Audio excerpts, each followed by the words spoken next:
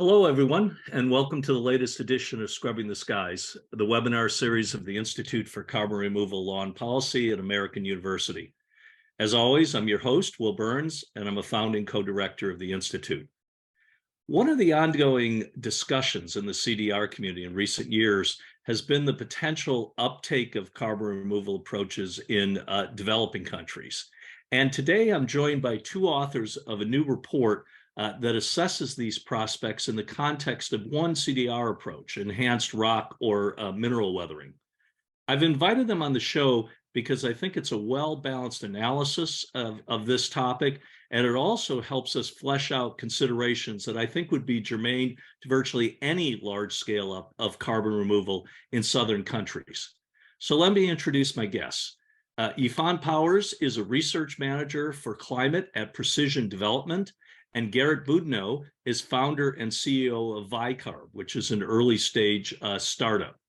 As usual, we'll begin with brief interventions by our guests to summarize the report's content.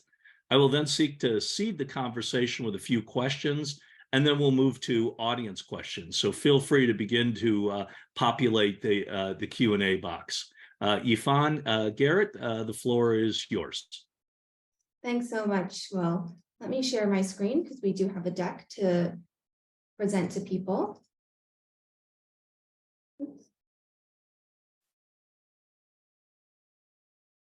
Can folks see my screen? Great.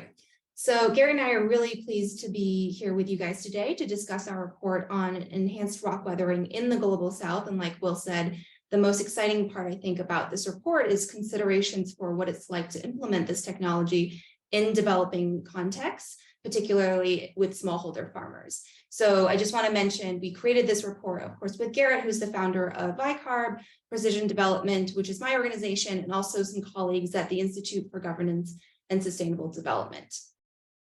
So I'll pass it over to Garrett to start us off. Thanks, Yifan. Thanks, Will. Thanks, everyone, for being here. So as Yifan said, I mean, this is really a case study of enhanced rock weathering in the Global South. And so we're going to start just with kind of a high-level walkthrough of the science, the impacts, and the steps involved in just enhanced rock weathering generally. And we're going to start with this image from the report. There are dozens of these in the literature. This is one put together by the folks at Precision Development, walking through the different steps and outcomes of enhanced rock weathering, starting with the mining of generally below ground silicates that are rich in magnesium and calcium, the grinding and spreading of those silicate, what we call then rock dust, onto agricultural soils, the drawdown of CO2 from the atmosphere by agricultural crops, and then the burial of that organic carbon into soils that is eventually respired, converted back into CO2 in soils, and then the combination of that CO2 with magnesium and calcium elements from that rock dust to lead to the generation of either bicarbonate HCO3 and water, or carbonate minerals, things like calcium or magnesium carbonates, that are carbon forms that are locked away from the atmosphere, no longer greenhouse gases. That's the ultimate goal of enhanced rock weathering, at least for our purposes today, with this being focused on carbon removal. And with that being a kind of outcome, there are a lot of steps to get there practically, as you can see in this. And so we're going to walk through that, as Yifan said, specifically with an eye on the Global South. And we're ready for the next slide there. Great. So we're going to start with a walkthrough of the impacts of this process on carbon, because that's, again, the goal of our discussion today, but then the impacts on farmers, crops, productivity, because that's such a big part of this agricultural application for carbon removal. And then Yifan is going to walk us through really specific considerations in terms of adoption of this process in the Global South. So let's start with impacts on carbon. Every enhanced weathering report has some flavor of these equations in it. This is what walks us through the process that I described, from starting with CO2 and ending with some non-greenhouse gas carbon form. You find if you click on the next slide, I've highlighted in this stoichiometry, we start with 4 carbon dioxide molecules. Those interact with water to form carbonic acid. And that acid is important because that has the ability to dissolve those silicate minerals, things like magnesium or calcium silicates. These are often things like basalt, but there's lots of others that we talk about in the report. Once that dissolution happens, that magnesium is released. And because of the charge balance of magnesium in water, it leads to the partitioning of carbonic acid, CO2 in water, into bicarbonate, that HCO3, which is stable, dissolved, inert in water. And that will kind of, in theory, travel with the water from soil, groundwater, into surface waters, and ultimately into the ocean. But that third equation there shows that under some conditions, that magnesium and those bicarbonates can interact further and actually precipitate magnesium or calcium carbonate, a solid mineral in the soil. But what you notice there with the numbers preceding, when you precipitate a carbonate, that actually liberates some of that CO2. So that is all to say, there are a number of different conditions that can govern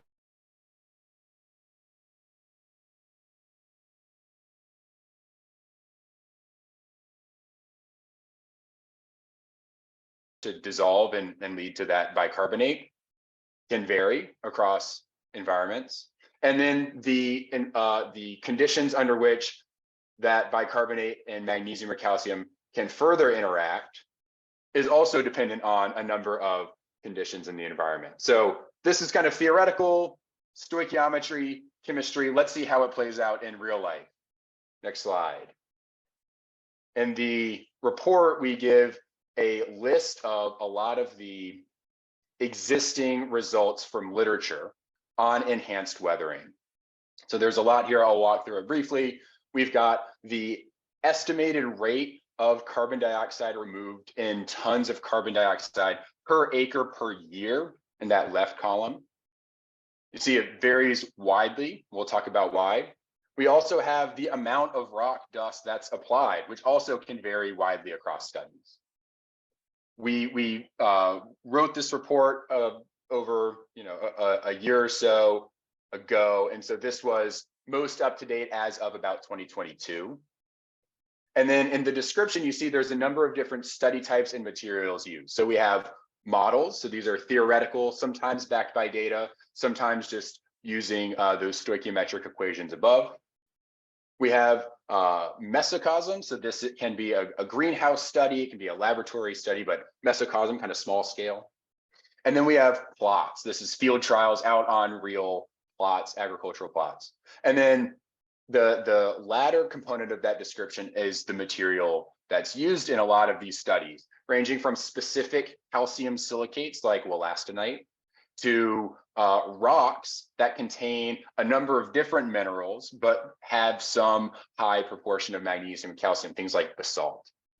The main takeaway from this is there's a wide range of potential carbon impacts from enhanced rock weathering based on the different minerals used, the different conditions, the rate of application.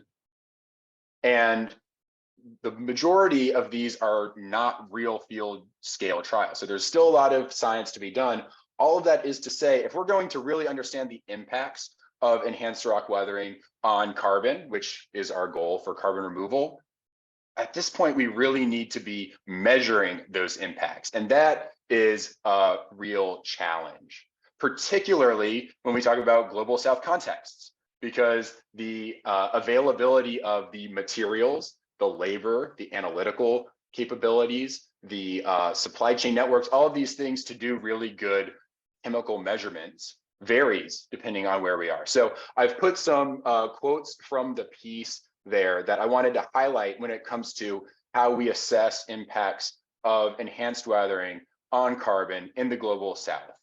That really innovation is needed to accelerate the ability to measure field scale enhanced rock weathering and its impacts on carbon. And really what we need is low cost and scalable measurement technologies, and that supporting innovation and deployment of that type of technology specifically catered to smallholder farmers, and then transmitting that data to, the larger community. That's something that we think is critical for scaling a sustainable framework for high value trade, that high value trade of carbon impacts, which Yifan will talk about later.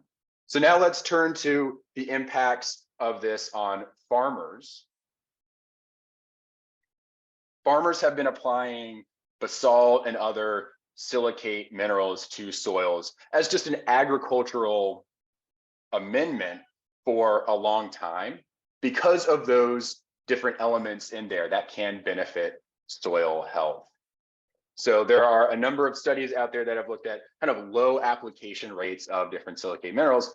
Applying it at the high application rates for carbon benefits is quite different. And so the research on that is much more nascent. You see the references that we're citing here, like 2019, 2020, applying lots of different wollastonite, basalt, slag, calcium, magnesium materials. Here we're highlighting some specific crops that are relevant, again, in those global south contexts. And we see across the board generally improved yield or improved biomass, which makes sense. Again, folks have been applying these as an agricultural amendment for a while.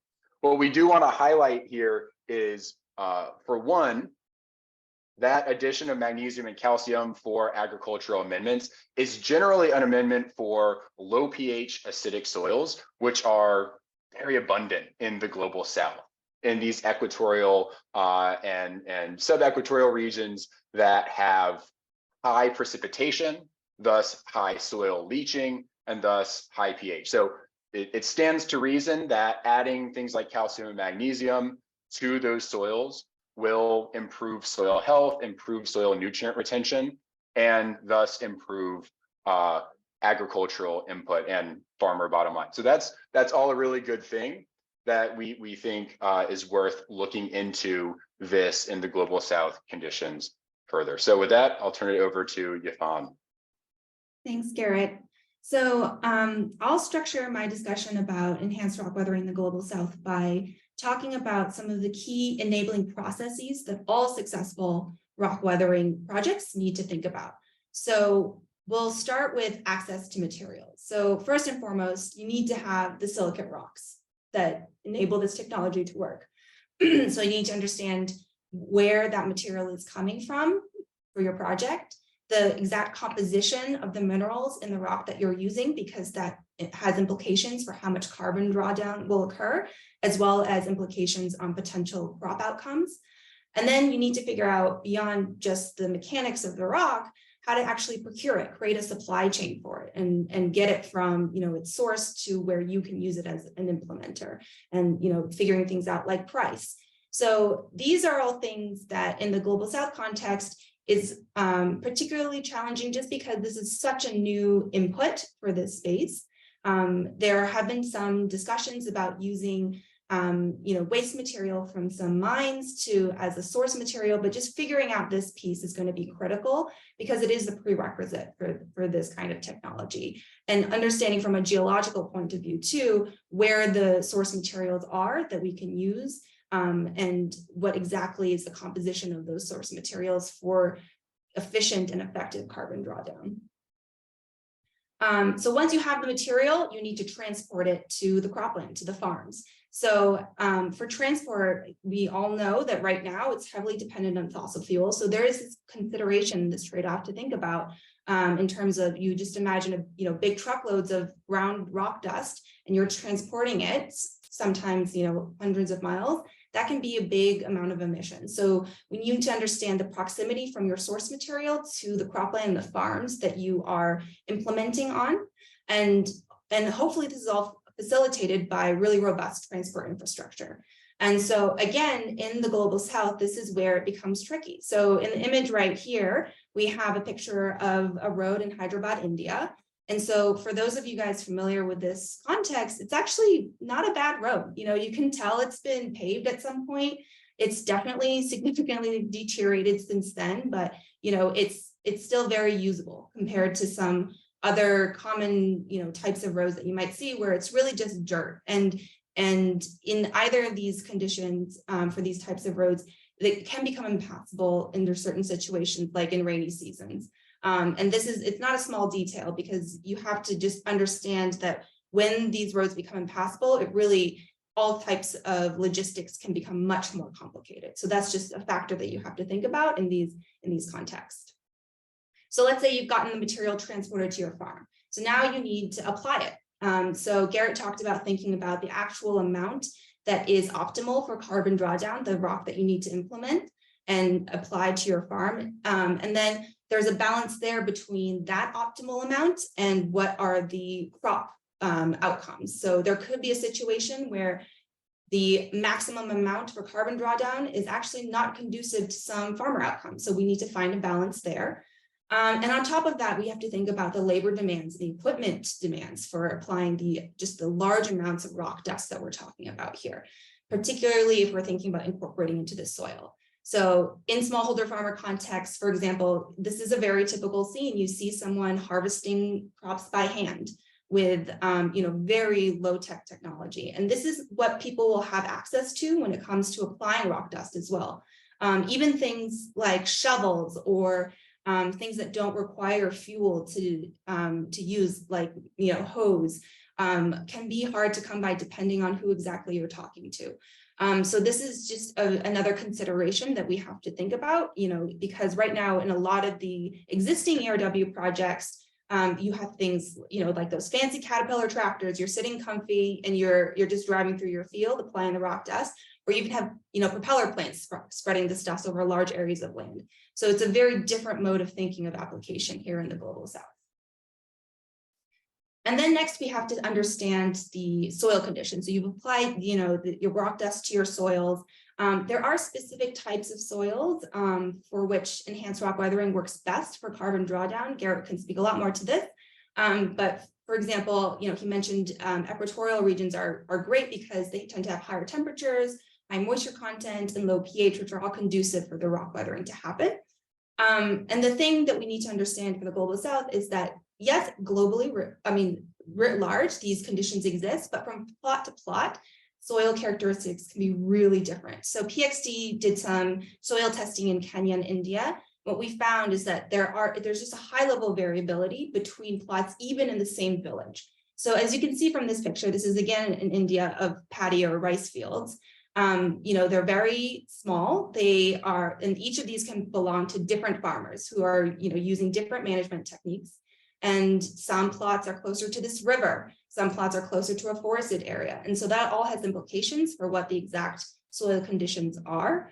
And farmers as well, they will treat, even for the same farmer, they'll treat some of their plots differently depending on what their expected productivity from that plot will be. And over decades, this might have really profound implications for what the underlying soil conditions are of that plot. So this just means that we have to there has to be a lot more innovation in this space to figure out how to do this kind of soil testing in a scalable way, because it is not going to be cost effective to go to each and every one of these plots to do this kind of soil testing. And then the last thing I'll talk about, which I actually think is the most critical, is farmer adoption of this technology and behavior change. And even if you have all the rest of the pieces in play, if you don't have the farmer or the final person who's going to acquiesce to you using this technology on their land, this technology is not going to happen. And this is true both for farms in the Global North and in the Global South, but especially in the Global South, it can be very tricky to get farmers to adopt new technologies like enhanced rock weathering because they're extremely risk averse. And you have to understand that it's really their livelihoods at stake. It can be hard for us to understand from a Global North perspective just how much a decrease in yields for one season can impact their lives in the next season. Could mean their kids don't go to school. It could mean that their family is going hungry. It could mean they lose access to the land that they're renting. So we really need to think through what are the incentives for farmers to adopt this technology. And that's where I think, a better understanding and more research of the crop co-benefits and productivity co-benefits is really key to scale this technology in smallholder farmer context, as well as really a better understanding how we can, structure payment for environmental services programs. So maybe things like tapping into the voluntary carbon market and funneling some of that profit into smallholder farmers' hands could be an incentive for them, because that is potentially a large source of financing for these type of projects and could be game changing. And there's a lot of experimentation in this space right now, not just for enhanced rock weathering, but also for different types of climate change mitigation, leveraging smallholder farmers. So I'll end with just saying that there are some broad considerations for these projects that I've talked about, but then also some key areas where I think we really need to focus in terms of making this a viable technology for the Global South. And one is ensuring that this technology is safe, because we are talking about food and we're talking about, real people implementing this technology. So things from what are the effects of potential heavy metal contamination to inhaling rock dust. If millions of people are going to be implementing this, we need to have a strong understanding of what the health and safety implications are. And then in addition to that, what are the exact benefits? So like Garrett mentioned, a lot of the studies, especially on the crop productivity side, are very new. So we need a lot more research on this, especially focused on Global South soils, Global South conditions, and a lot more farms just focusing on what this technology could look like when it's managed by a smallholder farmer. And then, we have all the supporting infrastructure that I just talked about, where we need to ensure that the roads are in place, we have procurement systems in place, there's technology or, rental systems for equipment to help facilitate the application of the rock dust.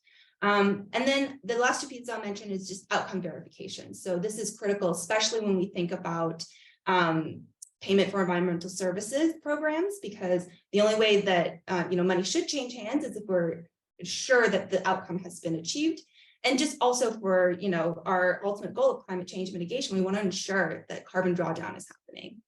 And lastly, financial sustainability. So both for the firms and for the farmers, is this going to be a technology that can sustain itself over the long term? Because we need to find, ways, especially with enhanced rock weathering, that has such potential for it to keep going. And for both firms to invest in the research and innovation that's required, and for farmers to take a risk and adopt this technology for us to, see the climate change mitigation that we want to see.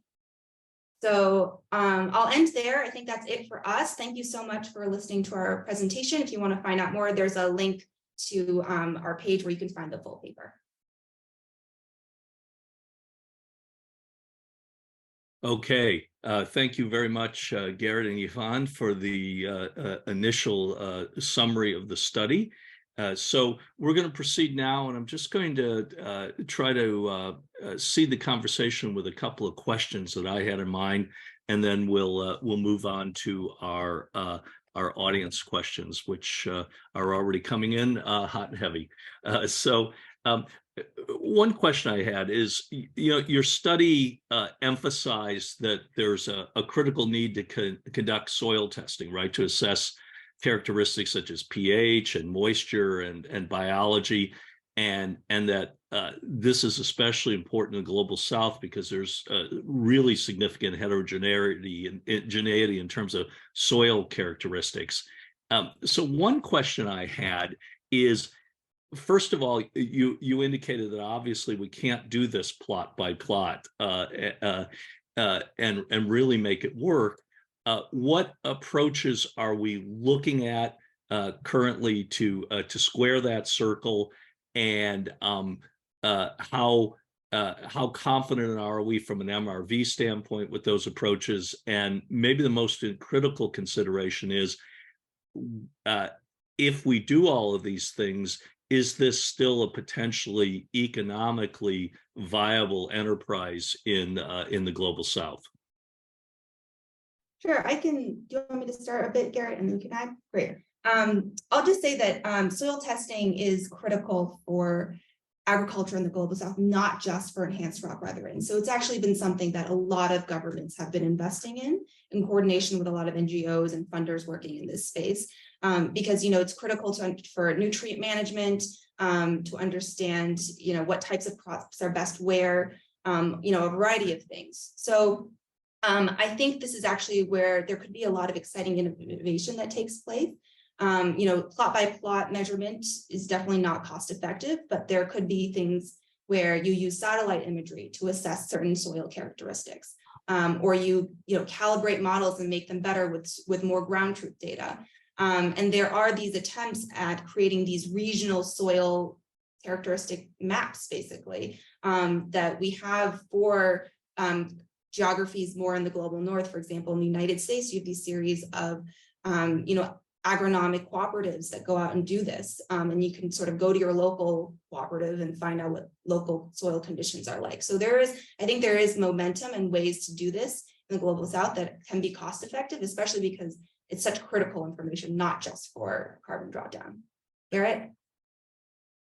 Yeah, I think that's great, thinking about the, what's needed from a networking and capital and also innovation standpoint for the baseline soil conditions pre-application to understand potential impacts. I think the other side of that is and I think Yifan said it really well, like if we're going to be paying for this, we want to know its efficacy. We want to know that it had the impact that it's supposed to, particularly on carbon, if carbon is the financing mechanism here. And for that, the development of, what folks, and I see folks in the chat referring to MRV, kind of the industry phrase for monitoring, reporting, and verifying how effective this is in carbon.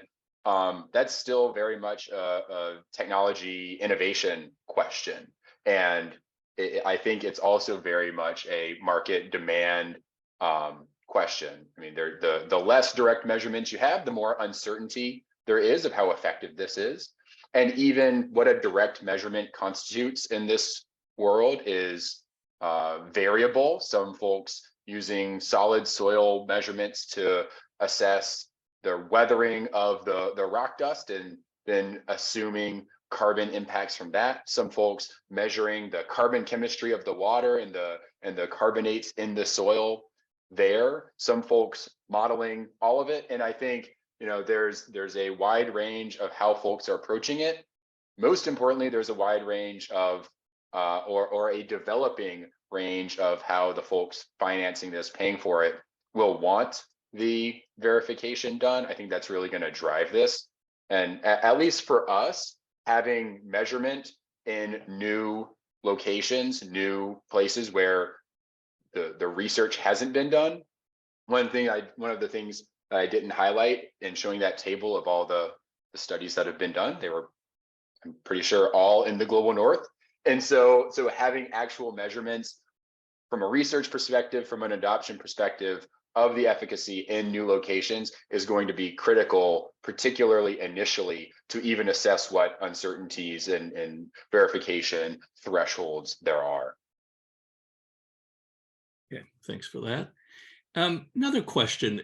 In one part of the report, you talk about the potential health impacts, air quality impacts associated with transporting and then application and potential exposure to ground minerals, especially when we get down to 50 micrometers, right? Which is a nice sweet spot to really kind of optimize weathering, but increases risks.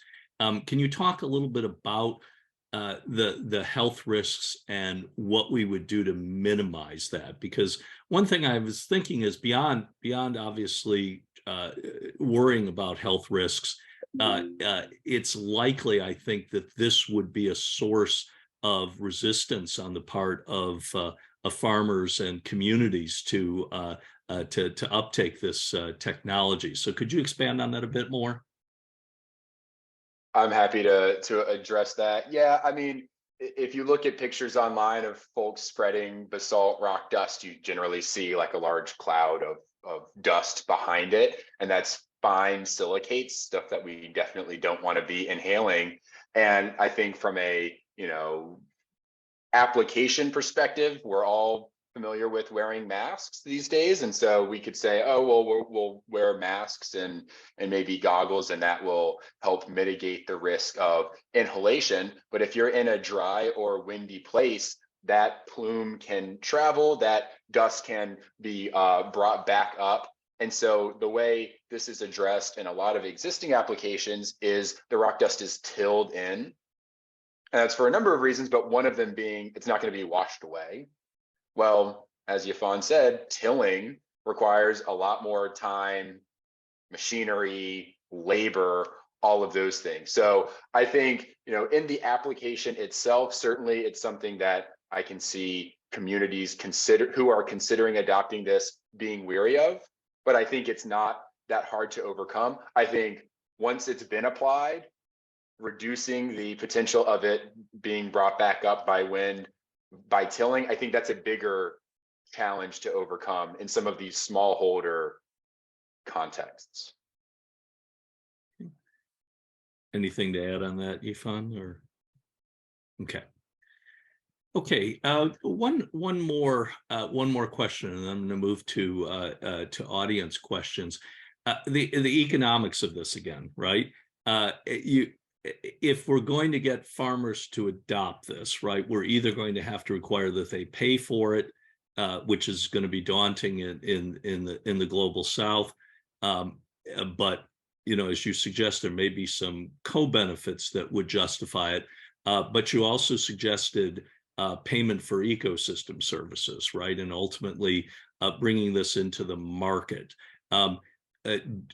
Do you have confidence that a payment for ecosystem services model would provide the kind of incentives that could drive large-scale adoption of this in the global South?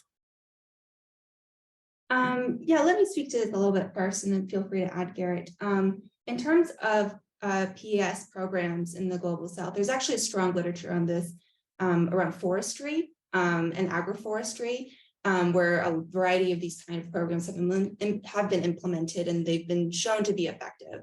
There's also some emerging studies about how payments for environmental services, particularly for not burning crops in India and Pakistan, have been effective in deterring folks from doing so. So there is a lot of literature about how smallholder farmers interact with these kind of incentives, and there have been positive signs. I think the key questions for this type of technology, just because it is so new and it's just a very difficult concept even for us on this call to when we first encounter it to wrap our minds around, is really framing and disseminating information about what it is we're asking them to do and what exactly they're going to be getting out of it, and and trying to get, I think, as high a price for them and a fair share of what the profits are from, if there are sales of carbon credits, back to farmers. I think that's really going to be critical, and for them to understand a little bit about the market mechanisms that determine the prices, because when you talk to a lot of smallholder farmers, they even don't know what happens further up their crop value chain. What Right. happens to the coffee, what happens to my maize, corn. So I think really incorporating the farmers as agents and stakeholders in any PES program design will be critical to make sure that their voices are heard and the incentives are properly designed. Yeah, and you talk about PES programs in the forestry sector, and I certainly agree with that. And agroforestry, I guess, would be our closest analogy, maybe in some ways. Are there other successful models of PES in the agricultural sector that you know of? Is it mostly agroforestry? Yeah, I mean, there's a lot of nature-based solutions out there that involve agriculture. So, for example, sequestering organic carbon in soils through not tilling, or the incorporation of intercropping and maintaining crop residues on the ground. There are a few projects out there that are focused on this. Again, reducing crop burning is another one that is, I think, getting a lot of attention just because of how detrimental crop burning is, and it happens every year in India and Pakistan. So I think this is, and as the voluntary carbon market is developing and there's increasing interest by companies, like the Microsofts, like the Netflixes, to purchase these credits, I think we're going to see a lot more action in this space. And the key, again, comes back, I think, to making sure that the farmers are adequately involved and that we're adequately measuring the outcomes, both for the farmers and for carbon, especially for the kind of agroforestry and more, soil organic carbon sequestration projects, where it can be really tricky to fine tune what's actually happening with carbon. All right. All right. So let's move on to our audience questions. As usual, we have an abundance of them with pretty daunting questions ahead of you. So foundational one, right? What is the role of the global South in cleaning up the emissions largely of wealthier nations while taking on most of the risks of ERW? Is there a way to ensure shared responsibility and risk? Do wealthy nations have a duty to prove safety on a large scale first? So there's a number of questions in there, but obviously focused on equity and justice considerations. Yeah, I might take a stab at this first, just because I think one of the interesting case studies of enhanced rock weathering for agriculture relative to some other carbon removal technologies is that it actually, and this connects with the PES model, it offers some additional really important co-benefits and outcomes for crop productivity, farmer income, that kind of flip that paradigm of saying, oh, carbon removal is a burden, and actually says there can be opportunities from carbon removal. And I think there, we don't want those opportunities of carbon removal to be geographically isolated. So, I mean, and the language I think about that connecting to is distributive justice. So Carbon 180 did a terrific environmental justice report on carbon removal. I think this really touches on distributive justice. If there's going to be economic opportunities of carbon removal, people paying for it, if there's going to be environmental opportunities from carbon removal, things like improving soil health, it would be an injustice to have those only in the global north. We want those to be distributed broadly. So I actually think the burden of carbon removal is maybe more on the financing, who's paying for it. And certainly there, the communities who have had a disproportionate impact on the climate should bear the burden of having to finance these. So that's at least how I think of it. I don't know if you have any other thoughts, Yvonne. Yeah, I'll just add that I think it's really critical that the financing piece that Garrett mentioned, especially in funding the studies that are Global South inclusive and funding exploration in this space in the Global South, because there's a lot of interest around this technology, and there's going to be a lot more money funneled into it in the future. And that money shouldn't only be funneled to places like the UK or the United States, because it's easier to do the technology there. And then therefore the farmers or the companies based there can then reap the benefits from potential, sales of carbon credits or the crop productivity benefits that Garrett mentioned. So I think, and what we argue for in the piece is for us to think about climate change mitigation holistically and be Global South inclusive and have them be stakeholders in this conversation. Okay. How about the last part of the queries? Do you think wealthy nations have a duty to prove safety initially on a large scale before application in the South? Yeah, I think that's a good question. Certainly the research that's been done, having it focused on really Europe and North America, means that there's a greater risk in adopting in new climates, soil types, crop types, et cetera.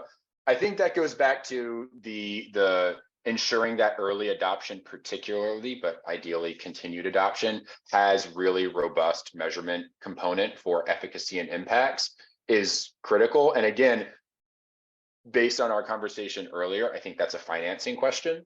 And so there, the financing the equipment, financing the resources to be able to do that measurement comes out in the overall cost of doing this, and should incentivize farmers for doing it. I think that's a way to ensure that it's any adoption of it is safe, and the real risks that we should be concerned about are mitigated there. Let me push you a little bit on that. Do you think it's largely a finance question, though? I mean, it may be that the market would decide that from an economic perspective, right, the optimal place to go is the South, right? But we may have notions of equity and justice that lead us to say maybe we need more trialing in the North.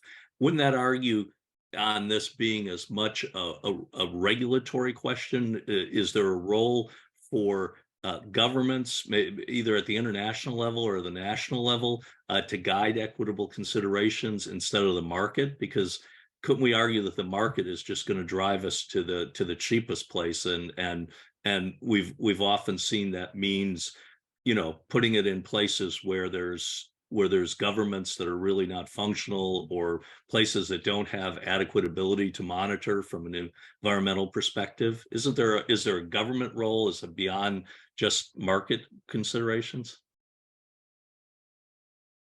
Yeah, I mean, that's a good point, and that's a open question for the nascent and developing carbon removal world that we have to grapple with. I don't have a good answer for that, but I think that's the ideal. I personally don't see us getting close to that right now. Yafan, you're going to have a better view on that. Well, I was going to add something slightly different, which is I strongly believe that testing and piloting should not just be done in global north geographies, because the conditions are just really different. And I think that it's important to understand and be inclusive even in the testing phase. Of course, who finances those studies is a different question. And I think there's a parallel here, for example, in the development of the COVID-19 vaccine, because in a lot of medical trials, for example, there are certain groups who have been historically excluded. For example, certain types, pregnant women, certain types of people with different types of disabilities. That meant that when it came to actually getting the shot, it was uncertainty about what the effects were. So I think here as well, we need to be inclusive about where we pilot this technology, so that we do know going forward of where to scale it, what the effects are. Okay. All right, moving on. Is there any empirical knowledge so far how the application of these different types of silicates impacts mineralization rates of organic matter in the soil, thus concurrently increasing soil CO2 emissions? Or at least that's the argument that's being advanced here.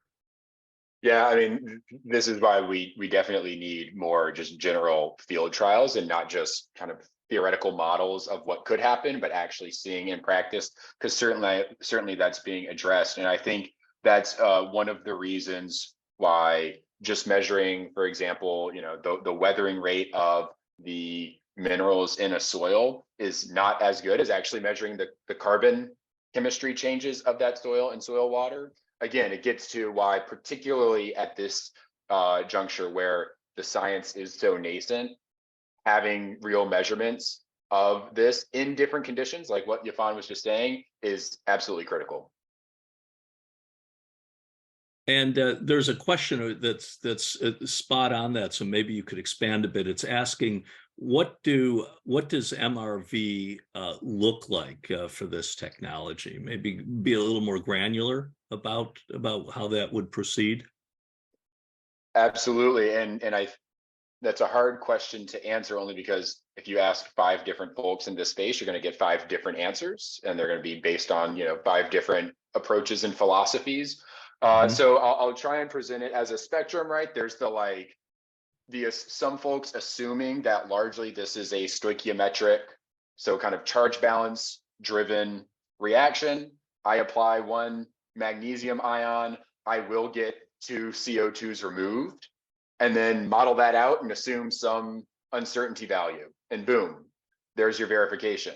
I think that's like one side of the spectrum that you can tell our opinion is not favorable of that. I think moving further on the spectrum, there again are folks saying, well, we have soil testing capabilities of solid soil, so let's measure solid soil chemistry changes. We can maybe even assess what the weathering rates of minerals are, and then model from that and say, okay, well, we added 5 units of magnesium, only 2 have been liberated from the silicate matrix. And so then you can have a slightly more empirical data informed model of what the carbon impacts are. You can go one step further and actually measure the solid carbon in the soil. So organic carbon, that gets to the mineralization question, right? How is the inorganic amendments, rock dust, impacting the organic carbon of the soil? That's really good. And then maybe even one step further, measuring the inorganic carbon, the calcium carbonates that might be precipitated from this. That gets even further. And then all the way on the other side of the spectrum, actually measuring the water that's in the soil and measuring that bicarbonate concentration, measuring the magnesium and calcium and bicarbonate and carbonate and CO2 in the water itself and looking at changes there, and even then going into watersheds. Now, these all enter different signal to noise ratio questions, right? So just like there's heterogeneity of soil conditions, there's heterogeneity of pre-rock dust applied carbon. And so how do you deconvolve the differences that you're seeing being rock dust driven versus just natural soil variability? These are real questions. And so then it, from a scientific perspective, becomes a sampling, a number of samples problem that requires labor, cost, infrastructure, all of these things. And so that's why I kind of go back to the market interest in financing, because I think demand is increasing, certainly, for direct measurements and reduced uncertainty or increased certainty of carbon impacts. But to your point, Will, there's also seemingly a cap on what folks are willing to pay, and that will continue moving forward. And so finding that balance is going to be really critical. And that's the cutting edge of the state of the science in this right now. Okay, thank you for that. Next question. Can you explain why low pH is ideal for enhanced rock weathering? Sure, I'll take a stab at that quickly. The dissolution of the silicates is accelerated by acidic conditions. Low pH is acidic, and so we can have faster weathering rates there. So that's one side. But then that reaction of CO2 to bicarbonate to carbonate is a pH mediated reaction. So lower pH soils, the water is going to have more CO2, which means when you add magnesium and calcium, it increases the pH. There's more CO2 to then convert to bicarbonate.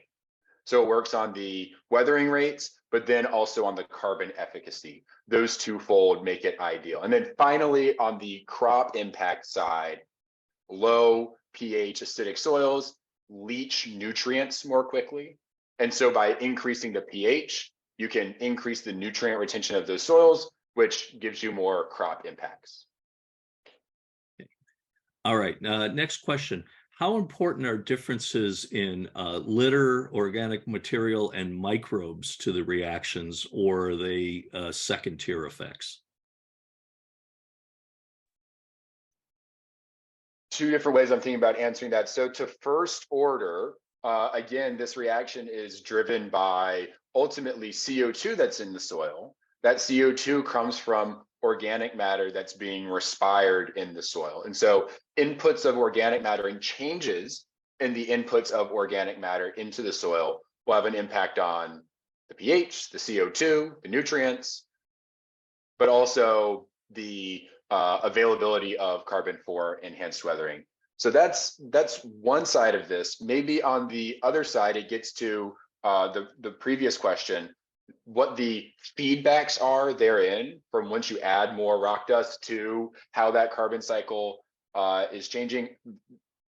That is still an open question. I know that there are papers out trying to answer that. There's more studies being done trying to answer that. And I think the intersection of organic carbon with inorganic carbon in the soil science world is really targeted on addressing this specifically, because we need more data. Okay. Next question. What's the ideal particle size for the aggregates? I'll assume from the aggregates, like from the rock dust that's being applied, Generally, from a reaction rate perspective, smaller is always better. A larger surface area to volume is going to dissolve faster, liberate those elements faster. However, the grinding of rocks is a very energy intensive and thus emissions intensive process. And so finding the balance there between getting small particle size for efficacy versus not increasing not grinding for lower input emissions is a balance that each project has to find. Certainly there are some, and we talk about this in the report, the ideal case is finding pre-ground materials that are ground from some existing process that don't need any additional processing before application. Often, however, larger grain, gravel, sand, these are very slow dissolving materials, but they're very available. So that's the kind of high level theoretical, and then it's up to each project to figure out how they want to go about that. Do you think the fact that when we start getting down to around 50 micrometers, we start to really have some serious concerns about health issues, inhalation? Do you think that is a critical consideration in limiting the particle size we should be looking at? Or do you think we can take enough precautions and get down to 50 micrometers or even lower?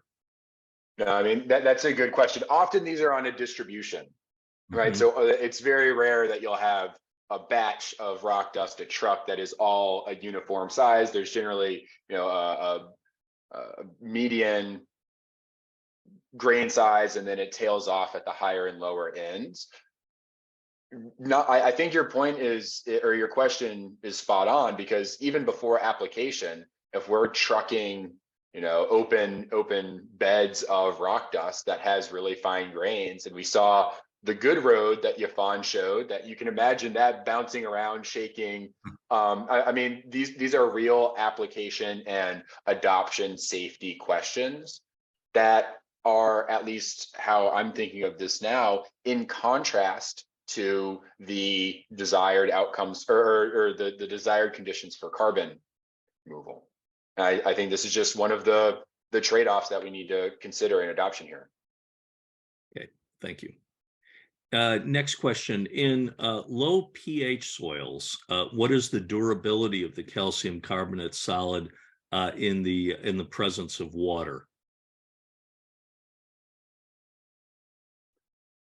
So that third reaction that I showed with magnesium or calcium and bicarbonate or carbonate reprecipitating out a solid, that's dependent on the carbonate saturation state, which is a function of pH.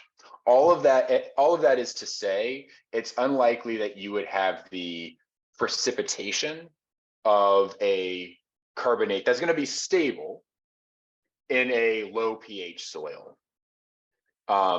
So if it's truly, low pH, we're adding magnesium and calcium, we're buffering that pH to get it raised.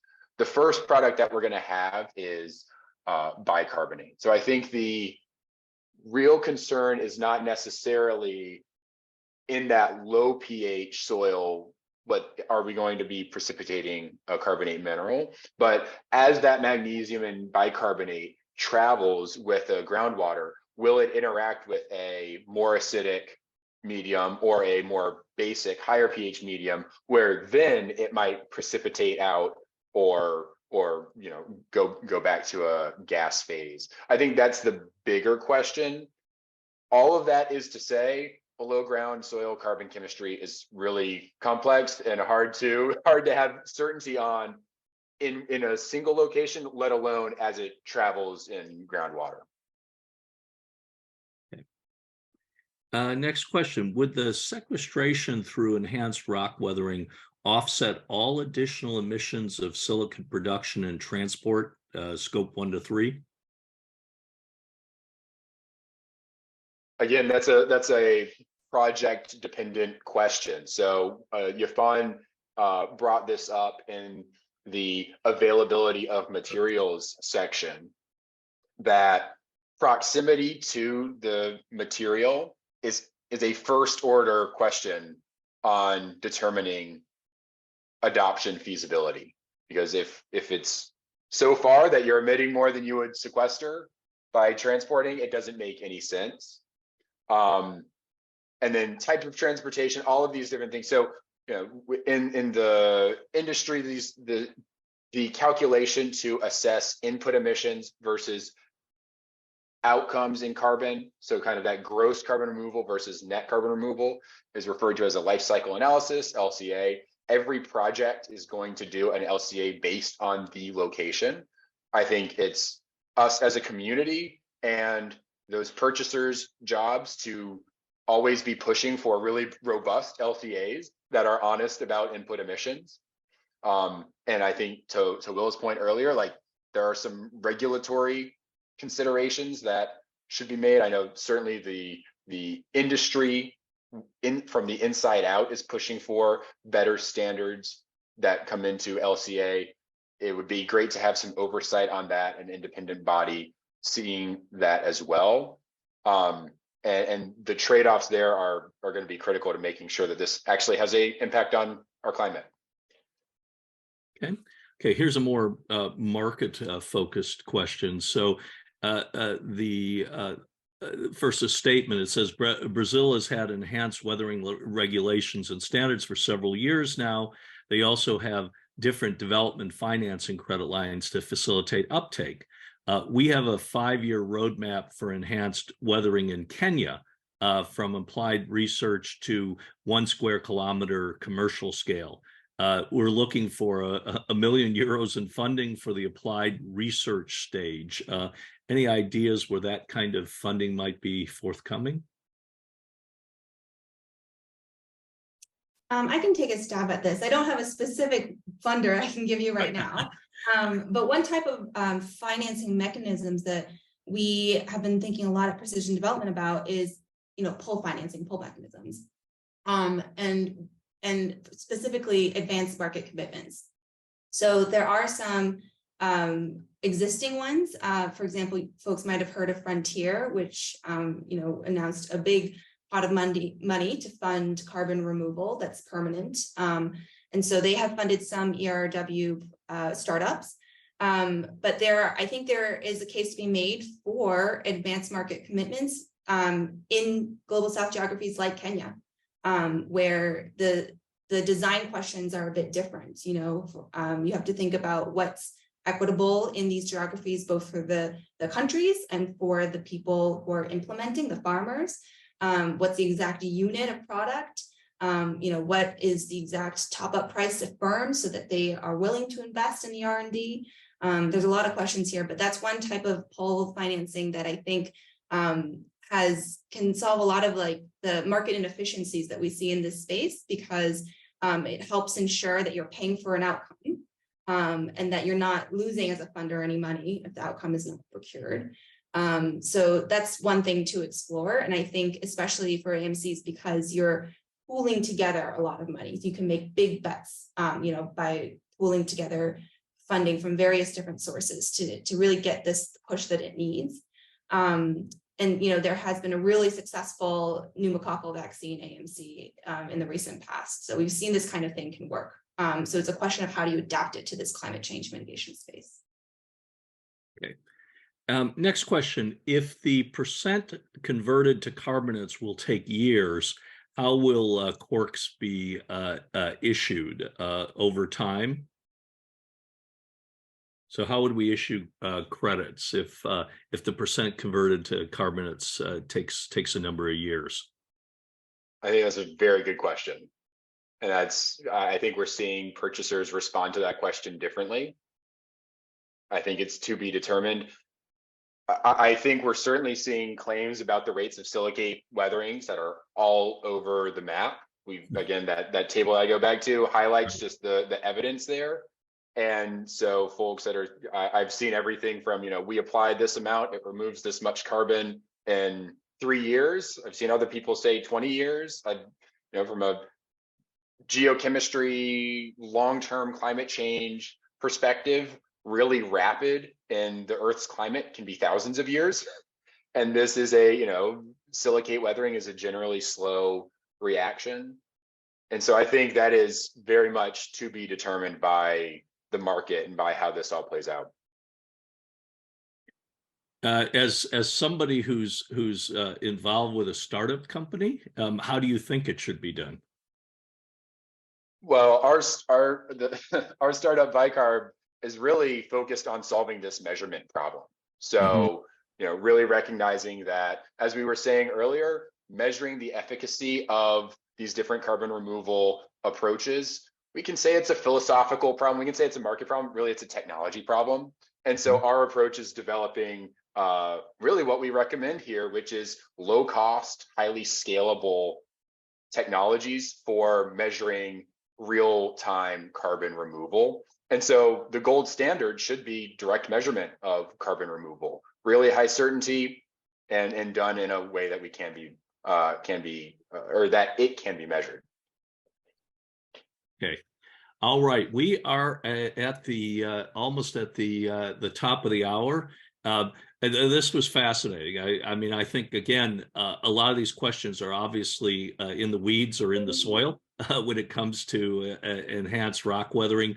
But a lot of the questions, including equity considerations, the special difficulties of implementing these in the global South, some of the potential benefits of doing it in this area are just ongoing sort of questions that I think the carbon removal community needs to be looking at in earnest. So again, I really appreciate the fact that you've developed a study that provides a specific instance of this beyond the fact that I agree that this is potentially a promising technology. So once again, I want to thank both of you for the presentations, the development of this report, and our audience, of course, for, as usual, having incredibly good questions that help stimulate this conversation. So I hope everyone will join us again in about 2 weeks for our next webinar.